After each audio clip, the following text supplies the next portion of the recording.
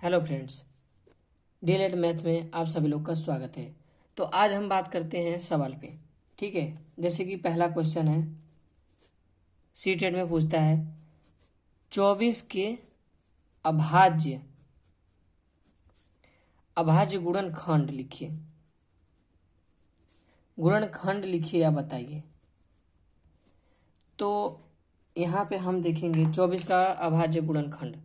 ठीक है, तो यहाँ पे आपका हो जाता है 2 की घात 3 गुणे आपका 3। ठीक, अब यहाँ जैसे लिखता है कि 24 के सभी गुणनखंड लिखिए। सभी गुणनखंड लिखिए। ठीक है, यहाँ 24 के सभी गुणनखंड लिखिए। तो 24 के सभी गुणनखंड जैसे कि पहले सर्वनिष्ठ जो होता है उसको लिखेंगे। 1 2 हो गया, 3 से कटेगा, 4 से, फिर 6 से, फिर 8 से, फिर 12, 12 से, फिर 24। सबसे पहली संख्या कौन है? सर्वनिष्ठ 1। सबसे लास्ट की संख्या कौन है? 24। ये क्या है? स्वयं है।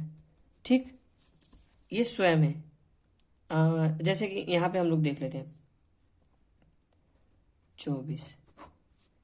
तो 2 12 6 3। ठीक, ये आया। तो यहाँ पे आपका आया 2 × 2 × 2 × 3 1 2 3, 2 की घात 3 गुणे 3 की घात 1। ठीक है, अब यहाँ पे फ्रेंड्स एक सवाल हो गया कि घात किसे कहते हैं। ठीक है, घात किसे कहते हैं, तो हम यहाँ देखते हैं। जैसे कि यहाँ दे दिया आपका 5 6 8।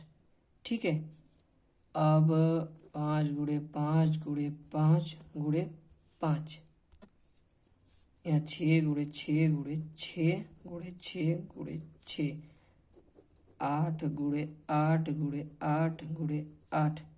ठीक, अब यहाँ पे देखते हैं, इसको आधार बोलते हैं।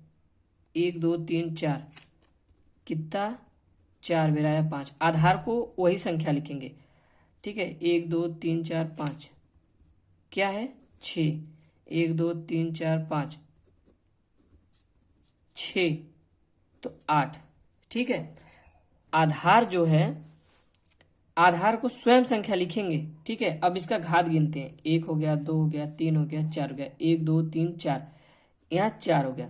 1 2 3 4 5, 1 2 3 4 5, यहाँ 5 हो गया।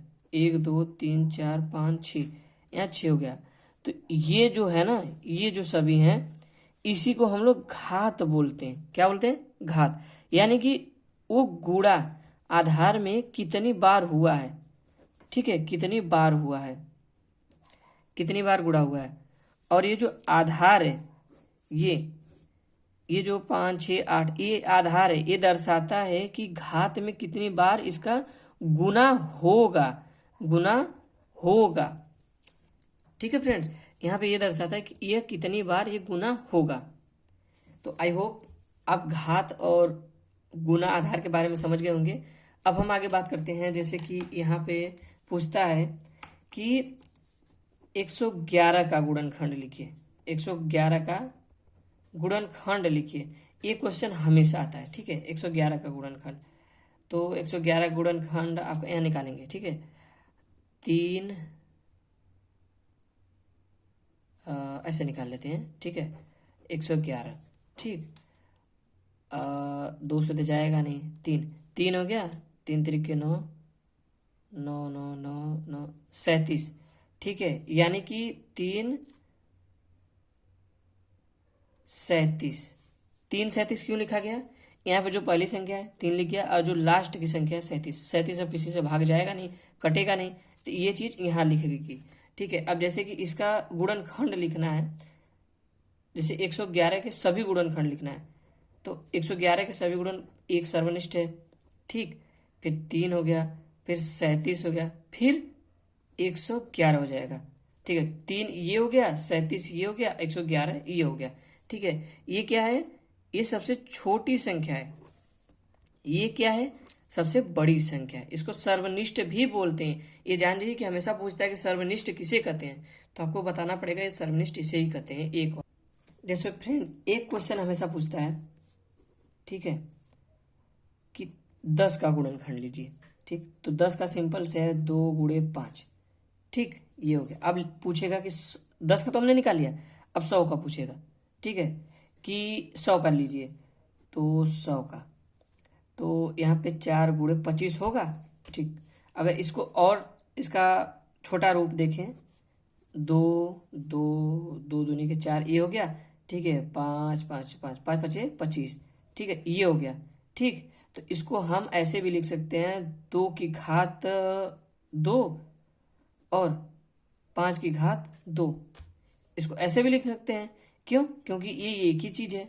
ठीक है, अब इसको हम लोग और शॉर्ट तरीके से पढ़ते हैं। ठीक है फ्रेंड्स, इसको और शॉर्ट तरीके से पढ़ सकते हैं, जैसे कि 2 गुणे 2 गुणे 5 गुणे 5।